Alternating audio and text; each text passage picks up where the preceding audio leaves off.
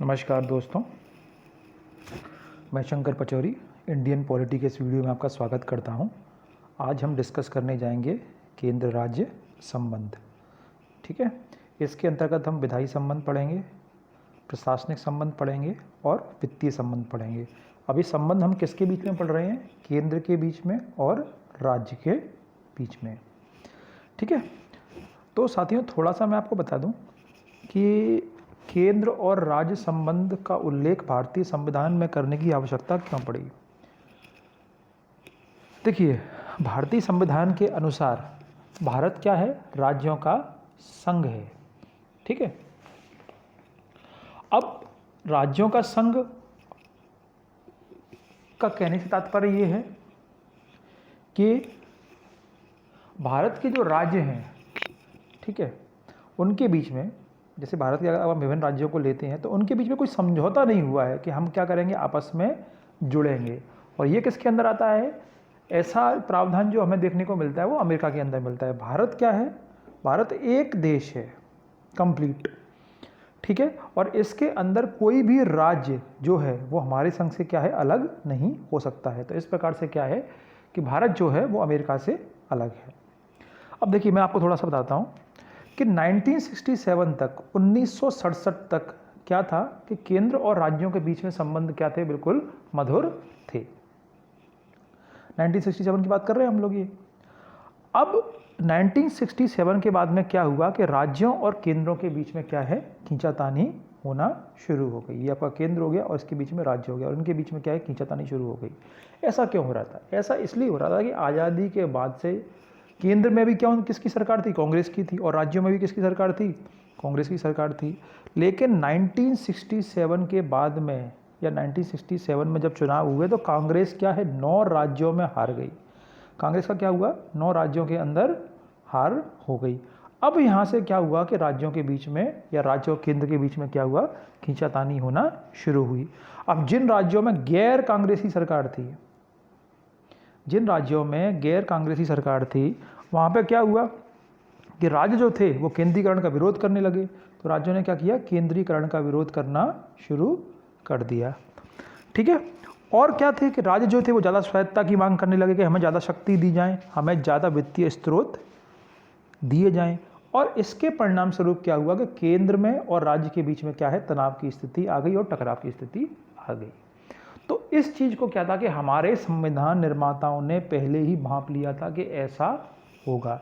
इसीलिए इस चीज़ के लिए उन्होंने क्या किया कि हमारे संविधान के अंदर प्रावधान कर दिए और शक्तियों का बंटवारा कर दिया कि केंद्र की शक्ति क्या होंगी और राज्य की शक्ति क्या होगी। लेकिन उन्होंने ऐसा किया कि जो केंद्र है वो क्या रहेगा, सुपीरियर रहेगा। समझ गए? तो इसको क्या करते हैं कि हम 1 बाय 1 आगे देखते हैं।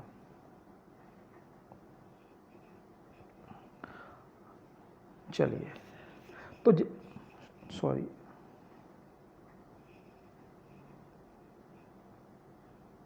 चलिए देखते हैं। तो हम शुरू करते हैं केंद्र राज्य संबंध। अब देखिए, केंद्र राज्य संबंध का जो उल्लेख किया है हमारे संविधान में, या हम पढ़ रहे हैं, तो इसका महत्व क्या है?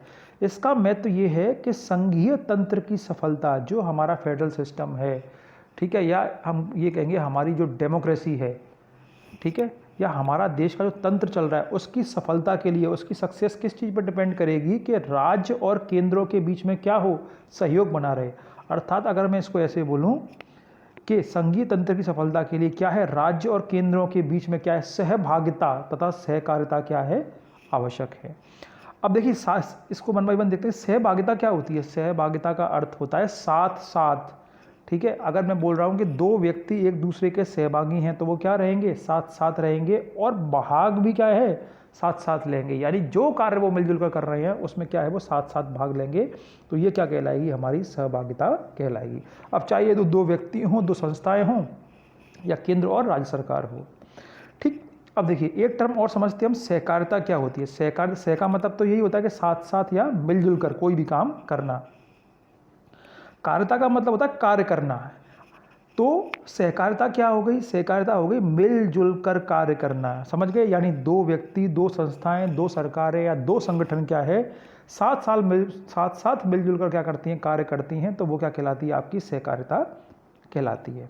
ठीक है। लेकिन सहकारिता में क्या है, एक बहुत महत्वपूर्ण पहलू है, महत्वपूर्ण पहलू ये है कि सहकारिता के अंदर उसके जितने भी सदस्य होते हैं, सदस्य से आप ये कह सकते हैं कि सदस्य संगठन, सदस्य अंग, सदस्य व्यक्ति, ठीक है, वो क्या करते हैं कि समानता के आधार पर, उन सब में क्या होती है, समानता होती है, इक्वलिटी होती है, ना कोई बड़ा है ना कोई छोटा है, ठीक है। जितने भी सदस्य होते हैं वो बराबर समानता के आधार पर एक दूसरे के साथ व्यवहार करते हैं और पारस्परिक हित के लिए क्या करते हैं, काम करते हैं, ताकि क्या हो कि जो जो व्यक्ति उस संगठन से या उस सहकारिता से जुड़ा हुआ है उन सबका क्या हो, पारस्परिक हित हो। समझ गए साथियों। तो वही बात मैंने आपको बताई है कि केंद्र राज्य संबंध का महत्व यही है कि संघीय तंत्र की सफलता के लिए राज्य एवं केंद्र के बीच क्या बनी रहे, सहभागिता बनी रहे, कि राज्य और केंद्र क्या करें, साथ साथ में भाग लें और सहकारिता के सिद्धांत पे भी काम करें, अर्थात केंद्र और राज्य साथ साथ मिलजुल कर कार्य करें ताकि क्या हो, पारस्परिक हित बने रहे और हमारा देश तरक्की करे। तो समझ में आ गया कि इसका महत्व क्या है। ठीक है, चलिए अब देखिए, अब हम देखते हैं, आगे बढ़ते हैं कि भारत के संविधान का स्वरूप कैसा है। तो भारत के संविधान का स्वरूप क्या है, संघीय है। संघीय तो है लेकिन शक्तियाँ किसके पास ज़्यादा हैं, शक्तियाँ केंद्र के पास ज़्यादा हैं, पहली चीज़। और दूसरी चीज़ ये है कि कोई भी राज्य कभी भी चाहे तो क्या है, भारत से अलग नहीं हो सकता। अगर कोई राज्य चाहे कि मैं भारत के साथ नहीं रहना चाहता हूँ, हम भारत से नहीं जुड़ सकता हूँ, तो ये प्रावधान क्या है, हमारे यहाँ नहीं है। अर्थात भारत क्या है, राज्यों का संघ है। ठीक है। अगर ऊपर से लेके नॉर्थ से लेके साउथ तक या ईस्ट से वेस्ट लेके वेस्ट तक पूरा भारत क्या है, एक है। और हम अपने भारत को हमने राज्यों के अंदर विभाजित किया है। तो क्यों किया है, ताकि प्रशासनिक सुविधा की दृष्टि से, ठीक है, जहाँ पे क्या है कि क्षेत्रीय मुद्दों को क्षेत्रीय व्यक्ति या क्षेत्रीय सरकार बेहतर ढंग से समझ सकती है, तो उसके आधार पर क्या कर दिया है कि हमने राज्य बना दिए हैं। अमेरिका में क्या है कि इसका उल्टा है। अमेरिका में क्या है कि अलग अलग स्टेट, अलग अलग राज्य क्या हो गए, एक साथ में आ गए और साथ में जुड़ गए, और जुड़ने के बाद क्या कर दिया, उन्होंने कंट्री बना ली। तो उनके संविधान में ऐसा प्रावधान है कि उनका कोई भी राज्य क्या है, वहाँ से अलग हो सकता है। ठीक है, चलिए। तो भारत के संविधान का स्वरूप क्या हो गया, संघीय हो गया। अब संघीय का अर्थात क्या होता है कि शक्तियों का विभाजन होता है किसके बीच में, राज्य एवं केंद्र के बीच में। और यहाँ पर शक्तियाँ कौन सी हमारी, विधायी शक्तियाँ हैं। विधायी का अर्थ होता है कानून बनाने की शक्ति, लॉ बनाने की। कार्यपालक मतलब कि जो कानून बनाए हैं उनको क्या है, लागू करने की शक्ति, एग्जीक्यूटिव बोलते हैं इंग्लिश में। और वित्तीय मतलब क्या होता है, फाइनेंशियल। ठीक है, यानी कि पैसे के लेन देन से संबंधी, कर लगाने इत्यादि से संबंधित शक्ति क्या होती है, वित्तीय शक्ति कहलाती है। ठीक है। लेकिन एक महत्वपूर्ण बात यह है कि भारत के अंदर न्यायिक व्यवस्था क्या है, एकल है। चाहे राज्य हो या केंद्र हो, चाहे राज्य के कानून लागू करने हो या केंद्र के कानून लागू करने हो, या उनसे संबंधित कोई भी निर्णय देना हो, तो हमारे यहाँ क्या है, एकल न्याय व्यवस्था है। यानी कि राज्य डिस्ट्रिक्ट के स्तर पर, जिले के स्तर पर क्या है, डिस्ट्रिक्ट कोर्ट होते हैं। राज्य के स्तर पर कौन से होते हैं, हाई कोर्ट होते हैं। और इनके ऊपर संपूर्ण भारत के लिए क्या होता है, हमारा सुप्रीम कोर्ट होता है। ऐसा नहीं कि अलग अलग राज्यों के लिए अलग अलग क्या है, जुडिशरी, जो कि अमेरिका में पाई जाती है। समझ गए साथियों। चलिए, तो अब क्या करेंगे, केंद्र राज्य संबंध को हम 3 हेडिंग के अंदर पढ़ेंगे। एक तो होगा आपका विधायी संबंध, एक होगा आपका प्रशासनिक संबंध, और एक होगा वित्तीय संबंध। यानी कि विधायी संबंध क्या हो गया हमारा, विधायी संबंध का मतलब हो गया कि कानून बनाने की शक्ति को केंद्र और राज्य के बीच में किस प्रकार से बांटा गया है।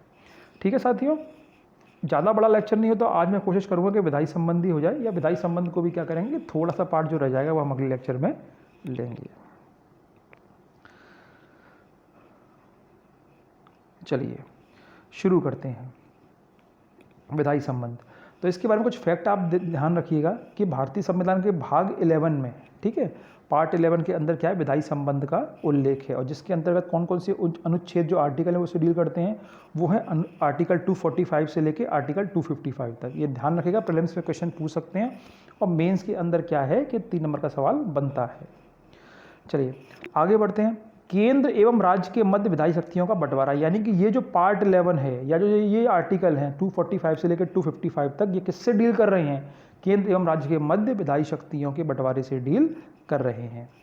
ठीक है, क्लियर कट कर दिया। लेकिन कई बार क्या होता है इसमें कि कुछ असाधारण परिस्थितियां ऐसी आ जाती हैं, ठीक है, कुछ समस्याएं आ जाती हैं या कुछ ऐसी चुनौतियां आ जाती हैं। उस समय क्या है कि संसद क्या करेगा, यानी जो केंद्र है वो राज्य क्षेत्र के लिए भी क्या कर सकता है, विधान बना सकता है। अर्थात जो शक्तियां, ठीक है, या जो क्षेत्र क्या है राज्य को दे दी गए, उनके ऊपर भी क्या है, संसद विधान बना सकता है। इसको हम आगे देखेंगे 1 बाई 1।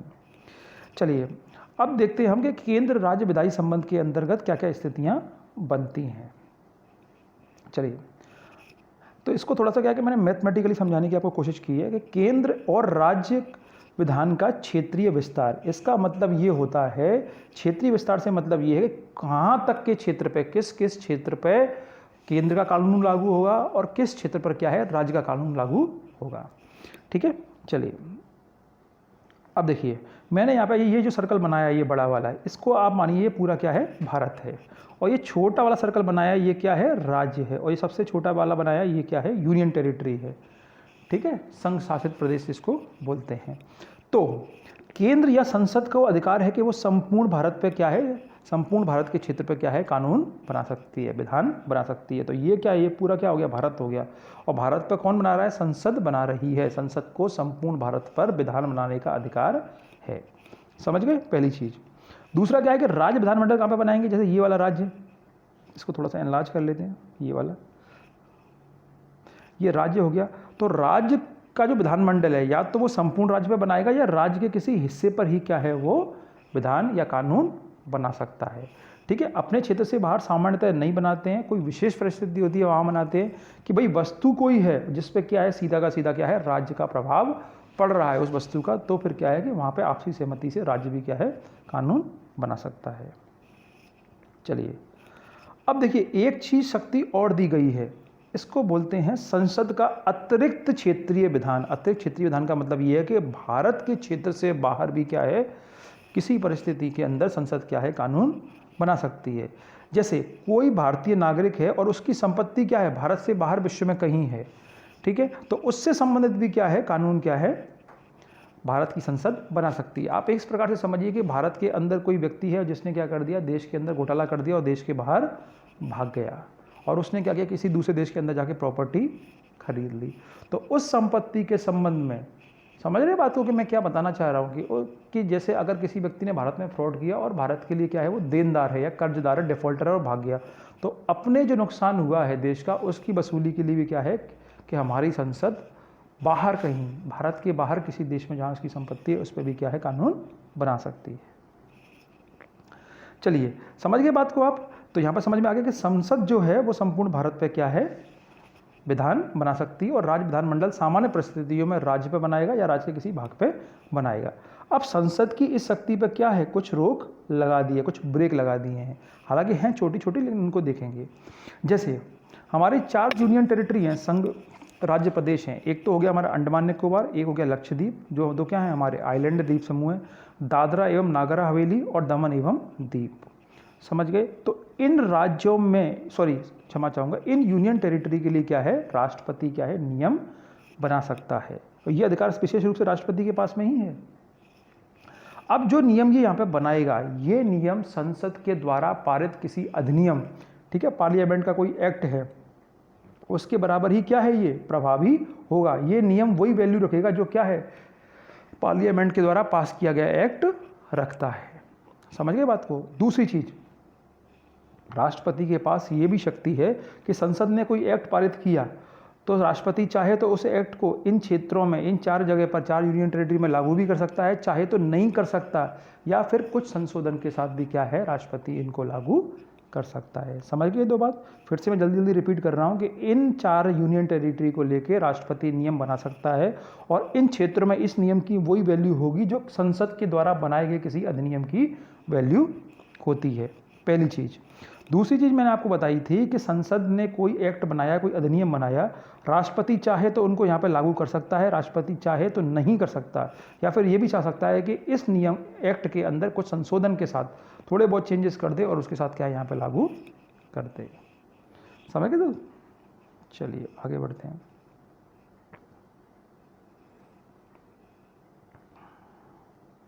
अब देखिए कौन कौन सी रोकें लगाई हैं। अब राज्यपाल को शक्ति दे दी है, जैसे कुछ शेड्यूल्स एरिया हैं, शेड्यूल एरियाज, ठीक है, सूचीबद्ध क्षेत्र जिनको बोलते हैं, तो राज्यपाल को शक्ति है कि वो इन सूचीबद्ध क्षेत्रों के अंदर संसद के किसी विधेयक को लागू करे, ना करे, या संशोधन के साथ लागू करे। जैसे मैंने आपको प्रेसिडेंट का बताया था राष्ट्रपति का, उन 4 यूनियन टेरिटरीज में Andaman Nicobar, Lakshadweep, Dadra Nagar Haveli and Daman and Diu, as it is वही पावर क्या है राज्यपाल के पास में। यानी सूचीबद्ध क्षेत्र के अंदर राज्यपाल चाहे तो किसी संसद के विधेयक, मतलब संसद ने, हमारी पार्लियामेंट ने कोई एक्ट बना दिया या अधिनियम बना दिया या विधेयक बना दिया, चाहे तो उसको लागू कर सकता है, चाहे तो नहीं कर सकता, या फिर उसके अंदर कुछ संशोधन करके कुछ परिवर्तन करके लागू कर सकता है। ठीक है। अब देखिए अगली चीज़ क्या है कि असम के राज्यपाल को भी एक विशेष शक्ति दी गई है। तो असम के राज्यपाल को शक्ति क्या है कि जो जनजातीय क्षेत्र है हमारे, ट्राइबल एरियाज जिनको बोलते हैं, और उनको स्वायत्त जिले भी कहा जाता है, मतलब उनको छूट दे रखी है, इंडिपेंडेंस दे रखी है। और इसलिए दे रखी है क्योंकि वहाँ की कुछ लोकल परिस्थितियाँ हैं, लोकल परंपराएं हैं, तो वो बनी रहे और वो क्षेत्र के निवासी क्या है इसका विरोध ना करें, तो इसलिए क्या असम के राज्यपाल को शक्तियाँ दे रखी हैं। तो इसमें भी ये है कि संसद के द्वारा बनाया गया कोई विधान, एक्ट अगर कोई पार्लियामेंट ने पास किया है तो राज्यपाल चाहे तो उसको लागू नहीं कर सकता। ठीक है, राज्यपाल ने मना कर दिया लागू नहीं होगा, या लागू हो सकता है, या संशोधन के साथ भी क्या है उसके अंदर कुछ चेंजेस करके लागू कर दे। 3 परिस्थिति बन गए, लागू कर सकता है, नहीं कर सकता, या कुछ संशोधन के साथ लागू कर दे। ठीक है, चलिए अब राष्ट्रपति को एक शक्ति और है यहाँ पे, मिजोरम, त्रिपुरा, मेघालय, ये 3 जगह हैं। तो इनके कौन से हैं? जनजातीय क्षेत्र हैं, ट्राइबल एरियाज हैं, या फिर इनको अपन वहाँ के स्वायत्त क्षेत्र भी कह सकते हैं। तो राष्ट्रपति इन क्षेत्रों के अंदर संसद के द्वारा बनाया गया कोई एक्ट या कानून लागू कर सकता है, नहीं लागू कर सकता, या संशोधन के साथ भी क्या है उसको लागू कर सकता है। समझ गए आप?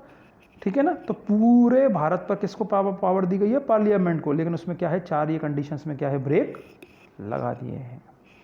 समझ गए बात को? चलिए आगे बढ़ते हैं। ये तो वैसे आपको मालूम ही होगा, काफ़ी कई बार आप लोग पढ़ते हैं, थोड़ा समझा देता हूँ मैं आपको। अब क्या था कि देखो पहले पॉइंट में हमने डिस्कस किया क्षेत्र के, कौन से क्षेत्र में कौन कानून बना सकता है। अब यहाँ पे करेंगे कि भाई शक्तियों का बंटवारा कर दिया, ठीक है, विषय बांट दिए कि इस विषय के ऊपर क्या है केंद्र ही कानून बनाएगा और इस विषय के ऊपर क्या है राज्य ही बनाएगा। अब देखिए 3 सूचियां हैं, संघीय सूची, राज्य सूची और समवर्ती सूची। ये कहाँ से आई थी? Government of India act, Bharat शासन अधिनियम 1935 के द्वारा ये क्या है 3 सूचियां हमने ली हैं हमारे संविधान के अंदर। अब देखिए संघीय सूची के अंदर वो विषय होते हैं जो क्या है नेशनल इंपॉर्टेंस, राष्ट्रीय एकता या राष्ट्र के महत्व के क्या है बहुत ही ज़्यादा राष्ट्र के महत्व के क्या है विषय होते हैं। राज्य सूची के अंदर वो विषय होते हैं जो राज्य की जो क्षेत्रीय मुद्दे हैं, ठीक है, उनके लिए क्या है महत्वपूर्ण है। और समवर्ती सूची ऐसे हैं कि जो एकता, राष्ट्रीय एकता के लिए क्या है महत्व तो रखते हैं, लेकिन ऐसा नहीं है कि अगर इनके बिना या इनको कंसीडर नहीं किया जाएगा तो कुछ गड़बड़ हो जाएगी। ठीक है, तो इन दोनों के बीच की जो फ्लेक्सिबल वाली बात है वो आप समझिए समवर्ती सूची है। तो चलिए 1 बाय 1 देखते हैं। तो संघीय सूची पर विशेष अधिकार किसको है? संसद को क्या है विशेष शक्ति है कि संघीय सूची पर तो क्या है कि सिर्फ संसद ही क्या है कानून बना सकती है। राज्य सूची में क्या है कि सामान्य परिस्थिति में, जब क्या है कि कोई परिस्थिति बिगड़ी हुई नहीं है, कोई दिक्कत नहीं आई है, कोई विशेष परिस्थिति नहीं है, सामान्य परिस्थिति में क्या है राज्यों को अधिकार है, यानी राज्य के विधानमंडल क्या है राज्य सूची के विषयों पर क्या है कानून बना सकते हैं। समवर्ती सूची में क्या है कि संसद और राज्य विधानमंडल क्या है दोनों बना सकते हैं। अब देखते हैं इनमें कौन कौन से विषय हैं। जब हमारा संविधान बना था तो संघीय सूची में मूलतः क्या थे 97 विषय थे, 97 विषय थे, लेकिन वर्तमान में क्या है इनको बढ़ा दिया है, 100 विषय कर दिया है। समझ गए? और इसके उदाहरण जैसे विदेशी मामले, फॉरेन अफेयर्स, रक्षा, डिफेंस और संचार। संचार के अंदर सब कुछ आ जाता है हमारा, ट्रांसपोर्ट, रेलवे, ठीक है, ये सब चीज़ें। वैसे ही राज्य सूची में क्या है पहले 66 विषय थे, अब कितने 61 विषय रह गए हैं और 5 विषयों को क्या है निकाल के समवर्ती सूची के अंदर डाल दिया है। ठीक है, अब जैसे राज्य विषय कौन कौन से होंगे, जैसे पुलिस है तो पुलिस को क्या है कि पुलिस एक ऐसा संस्था है जिस पे अगर राज्य की अथॉरिटी रहे तो क्या है वो बेहतर रहती है, ऐसा माना जाता है। इसी प्रकार जेल हो गया, इस प्रकार कृषि हो गया, तो बहुत सारे विषय हैं। ठीक है, 61 विषय जो है वो आप देखिएगा, जिस बुक को भी आप पॉलिटिकल रेफर कर रहे हैं वहाँ से आप देख सकते हैं। चलिए अब यहाँ पे क्या है, अब हम देखते हैं समवर्ती सूची। तो इस पर क्या है संसद और राज्य विधानमंडल क्या है दोनों अधिनियम बना सकते हैं। पहले क्या थे 47 थे, लेकिन 5 जो थे वो राज्य वाले यहाँ पे डाल दिए, तो अभी कितने हो गए यहाँ पर ये 52 हो गए हैं। इसके एग्जाम्पल क्या है, जैसे मेडिसिन, दवाओं से संबंधित मामले, बिजली है, अखबार है, इस टाइप के क्या है मामले इसके अंदर आते हैं। अब देखिए एक चीज़ हम यहाँ पे और समझते हैं कि जो अवशिष्ट सूची है, ठीक है, रेसिडुअरी पावर है, वो किसको दे रखी है? संसद को दे रखी है। अवशिष्ट सूची के अंदर कौन से विषय आते हैं? ऐसे विषय जो संघीय सूची के अंदर भी नहीं है, राज्य सूची के अंदर भी नहीं है और समवर्ती सूची के अंदर भी नहीं है। इन तीनों में से किसी के अंदर नहीं है, तो उनको हमने कहाँ डाल दिया है? अवशिष्ट सूची में डाल दिया। और इसके ऊपर अधिकार बनाने का पावर किसको दी गई है? कानून बनाने की पावर वो दी गई है संसद को। ठीक है दोस्तों, तो आप इस चीज़ को समझ गए। अब देखिए इसमें कुछ महत्वपूर्ण बातें हैं जो आप थोड़ा जान लीजिए। संघीय सूची हमेशा क्या है, राज्य सूची के ऊपर रहेगी, यानी प्रायोरिटी किसको दी जाएगी, संघ की सूची को दी जाएगी। इसी प्रकार अगर संघ सूची के अंदर और समवर्ती सूची के अंदर देखा जाए तो महत्व किसको दिया जाएगा, संघ सूची के अंदर दिया जाएगा। इसी प्रकार राज्य सूची के अंदर